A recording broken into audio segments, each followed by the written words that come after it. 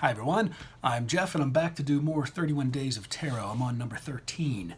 That, you may know, is what is your best, worst, and most memorable tarot moment for this past year, I'm assuming. It says 2018 here.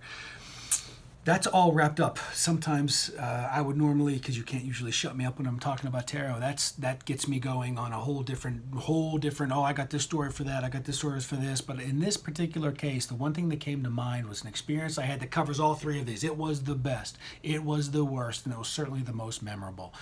The setting was a holiday event, and I was the tarot guy in the corner. Actually, a whole separate room. And everyone was coming to me in jovial things. They wanted to know this. Give me career, give me, romance, give me, just the typical stuff that's always exciting. But it came with always the entire evening, just this wonderful air of celebration because this party was really good. The spirits were flowing. Everyone was in really, really great moods. But there was a couple that came in at one particular point, and it was very serious. It was very somber. They sat very, very, very close, and they looked at me very seriously, and they said, "This is not really our thing to do, but our daughter got very, very, very ill, and we don't know what's going to happen." And I just all of a sudden was like, oh, this is not exactly, health readings are not one of the things that I particularly enjoy doing. It's always best to stay away from kind of what doctors are telling you and stuff like that. But I believe from my experience that there's a way also to address the question, the query with ways that can be helpful without necessarily giving them kind of the fortune telling type of things that they may be looking to receive. So as I'm shuffling the deck and we sort of go around a little bit of what exactly we can help them understand, and basically they want to know what's going to happen to their daughter. I said we'll just trust that the right things are going to come up, so that we know how to approach this subject the best and the best way to go about it. So as I'm shuffling, and I'm just thinking, what is so about the condition of her daughter? What is so about the situation that this family's in? And then it comes flipping right out. The 13th, I'm not lying, the 13th. Now, I'm not one to read this card literal at all, but it was just ridiculous that this card came up whenever we happen to be talking about the state of very serious affairs with their daughter's health. So they both gasp, and of course I was taken aback because out of 78 cards, this is not the card that you want to have flying out of the deck and landing before all three of you. Not normally, but I would have even thought about covering it or putting the other deck on top of it just so we wouldn't have to address it in such a direct manner. But my next intention that higher self was instructing me was because they were sitting so close together, and because you could tell that they were so bonded literally at the hips together. I think they were holding hands so closely just walking in the door that you could tell that there was a real bond with these guys. I said, let's draw another card. Let's bring you into this equation so that we're just not talking about this young girl. What came out of the card next, I have them separate here because I know I wanted to talk about this, was the Lover's card. Came up, right side up, and I put it right in front of them. That was the next card that happened to come up.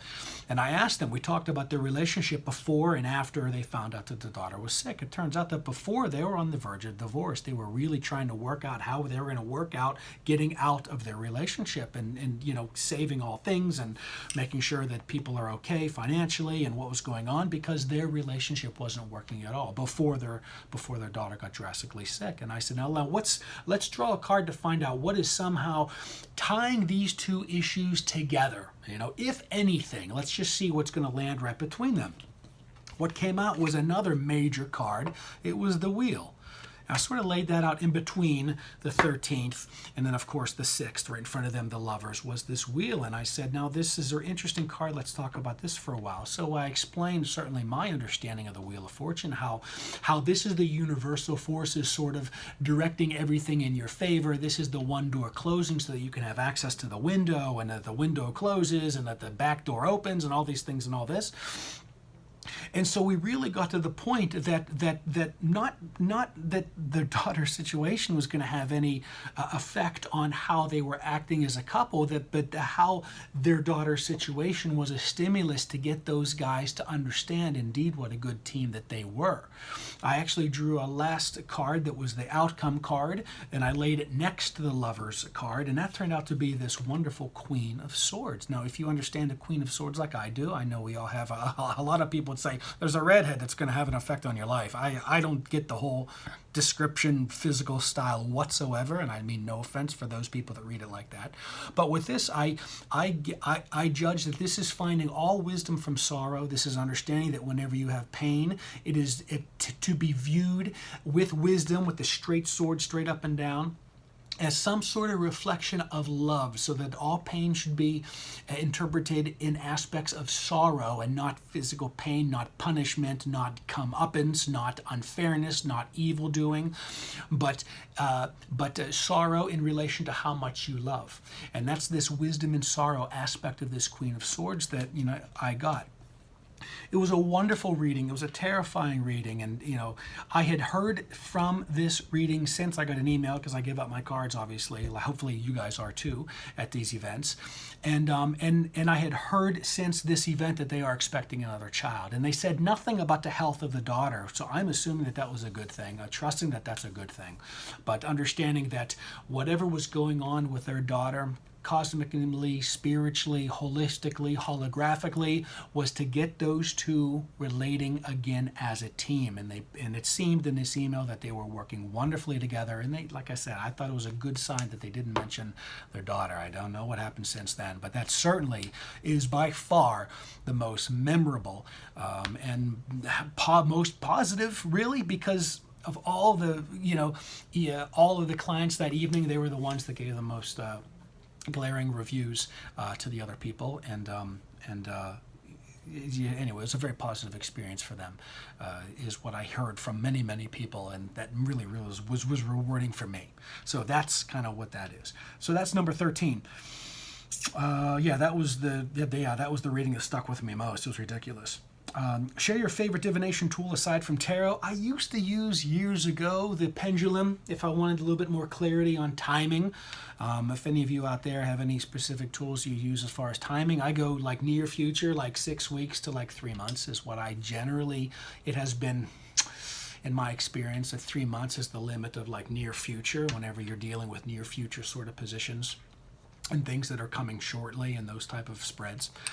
So I used to use the pendulum, not so much anymore. I think whenever you're dealing with what you're putting out there in the moment, the near future doesn't even really matter, because I like to get people focused on what they're putting out there in the world, what they're thinking, what their emotions, and how they're going about their life and their physical actions to keep them more present. So I don't really use any other divination tools really other than that. Do you have a deck for personal use? You know what? I mentioned in another video, I really like that. I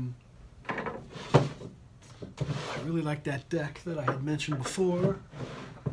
I'm not sure where it was, but it's the Rider deck from it's the New Vision. It's the New Vision Rider deck, where it's just showing, not looking at these Lovers cards, but it's looking as if you have the other perspective, you're looking out the other way. What's kind of where the camera is now that's taking this picture, and it's really insightful. You can check out my other video on just my decks that I've used in the past, because I think that whenever I use that for myself, it sort of gets me out of this whole reading for other people by seeing the traditional Rider-Waite imagery.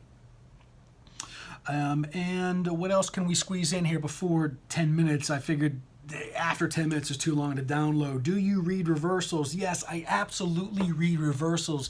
I didn't for a couple years when I first started, but I just found out having double sort of the meanings and more, I just find it more helpful.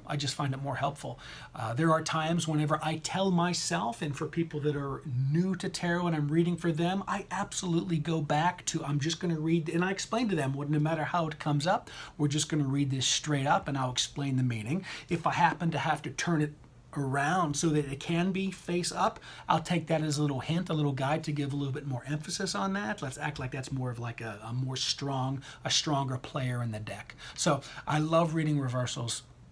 I find a lot of wisdom in there. And whenever it comes down to it, if I don't need to, or someone doesn't really understand it, if it's too much to explain, I just notice if I have to turn it upside down so that it's right side up. All right, so I hope that makes sense. And I will be back for 17 at a later time. All right, hopefully tomorrow. Bye.